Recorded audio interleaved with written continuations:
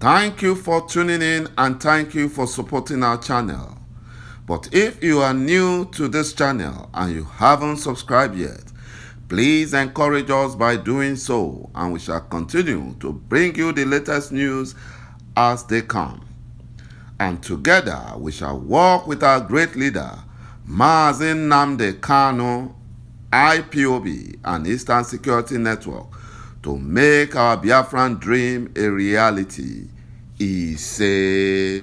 The Deputy Secretary General of the United Nations, Fulani Ms. Amina Mohammed, involvement in the kidnap of ₦XÍ and the arrest of Sunday Igboho in Benin Republic has now been exposed. The presidency staff, who divulges any sensitive information to the Nigerian public, the Fulani Nigerian government have promised to send them to firing squad. That is what they have said. They had to make them to sign oath of secrecy. They asked them to sign oath of secrecy.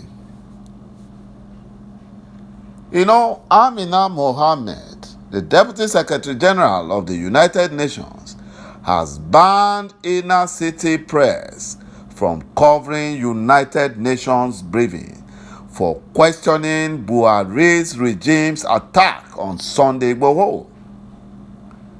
The inner city press, in a tweet on Tuesday, disclosed that it was served a 3-week ban after its reporter inquired into the human rights violation of Sunday Igboho, amongst others, developing rights issues, including the kidnap of ₦XÍ in Kenya.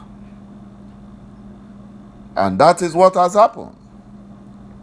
You know, the US-based media also inquired into the Rosewood scandal of 2017 that indicted Ms. Amina Mohammed while serving as Nigerian Minister of Environment. You know, I've said it time without number. The two things that Fulani knows how to do well are looting and violence. That's terrorism. That's the two things they know how to do. No matter how highly placed they are, they must loot, or they must fund terrorism or engage in terrorism. In 2017, the second highest ranking official of the United Nations was at the center of an illegal rosewood trade between Nigeria and China. The Environmental Investigation Agency reported how Ms. Amina Mohammed authorized the export of endangered timber rosewood to enrich her pockets.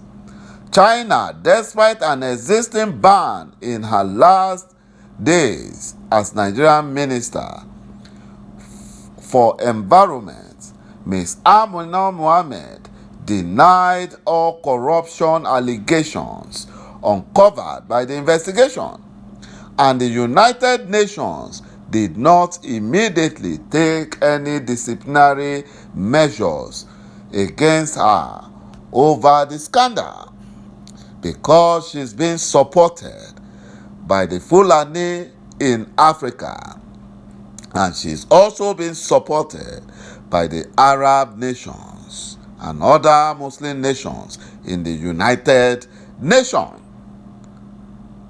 because they want to Fulanize Nigeria at all costs. And that is why they have to keep her there, in order to help the Fulani Nigerian government to Fulanize Nigeria and cover up the atrocities at the United Nations. That is what they have done. My brothers and my sisters, not fewer than 42 staffs working at the State House were placed on oath of secrecy by the Permanent Secretary, State House, ዄX噚 on Tuesday. A Fulani, 噚. Mr. Umar, who supervised the oath-taking, said the move was necessary as the staff involved handling classified information in their respective positions. They don't want the world to see all their Fulanization and Islamization agendas, all the policies they are putting in place, all the documents, how they are looting, how they are funding terrorism. They don't want anybody to expose them to the world, to the outside world. And this has never happened in the history of the zoo called Nigeria. It has never happened. They have turned the presidency, the State House, into a secret society. And now they said anyone who breached classified information and documents is a maker to the delivery of service, the Permanent Secretary said as Justice Hamza Muazu of Federal High Court administered the oath on the staff. Imagine a judge, a justice, administering the oath of secret society at the State House. You see what the Fulani Janjaweed have turned the zoo called Nigeria into? They have turned that country upside down. And that is why Biafrans are asking for referendum. Biafrans cannot coexist with Fulani Janjaweed the way they think, the way they do their things. They will always pull everybody down. Mr. Umar warned that divulging classified and unauthorized information was a breach of the law and could attract consequences, which include sending them to firing squad. Firing squad. That is what the Fulani Janjaweed have turned Nigeria into.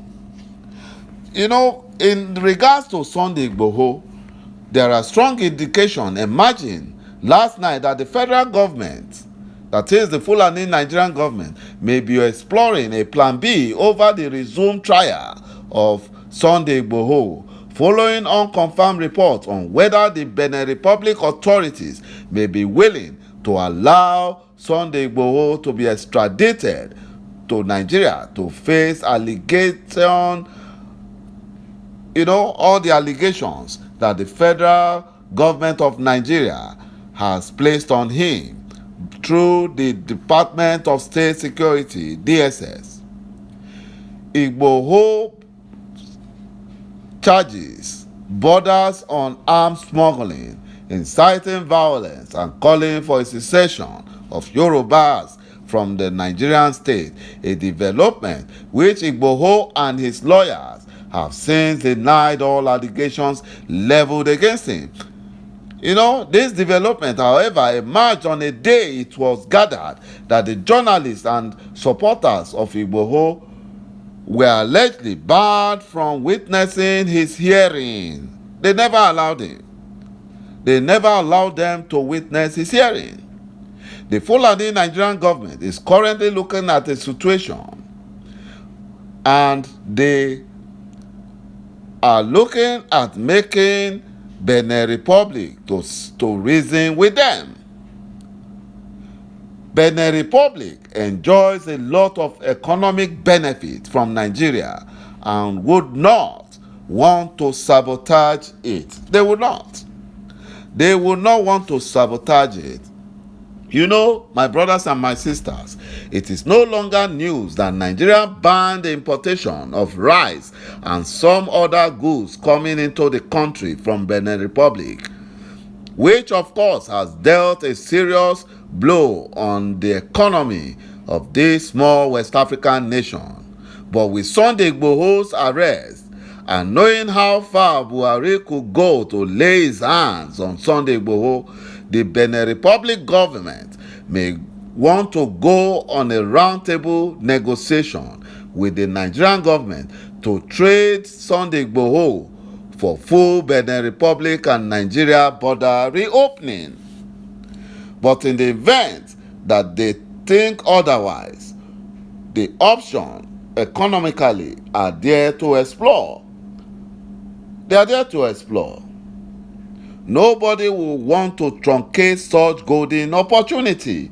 It was gathered that while many waited patiently, many detainees were brought to the court in Benin Republic for hearing in minibuses, but none of those buses had Igboho in them. But a source within the court said that Igboho has been brought to the court earlier than anyone else to avoid the possibility of any drama or clash. You know, that is what they have done. Our leader's lawyer, led by Barrister Ejiofor, said they will challenge the October 21st adjournment date to ensure that the Federal High Court Abuja can hear Mazi Nnamdi Kanu's kangaroo trial earlier than October 21st. Thank you, my brothers and my sisters, for watching this video, and bye-bye for now.